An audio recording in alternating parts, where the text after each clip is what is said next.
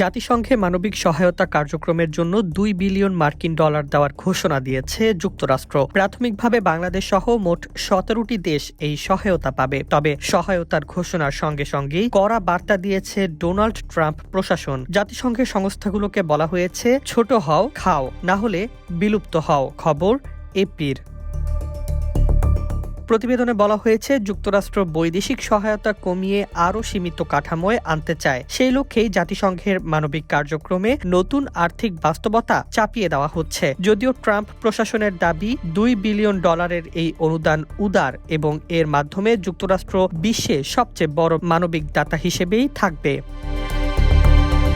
এই অর্থ একটি আমব্রেলা ফান্ড এর মাধ্যমে বিতরণ করা হবে। সেখান থেকে নির্দিষ্ট সংস্থা ও অগ্রাধিকার ভিত্তিক খাতে অর্থ বরাদ্দ দেওয়া হবে। তবে এই পদ্ধতি নিয়ে জাতিসংঘের মানবিক সহায়তা কর্মীদের মধ্যে উদ্বেগ তৈরি হয়েছে। অনেক কর্মসূচিতে ইতোমধ্যে কাটছাঁট শুরু হয়েছে।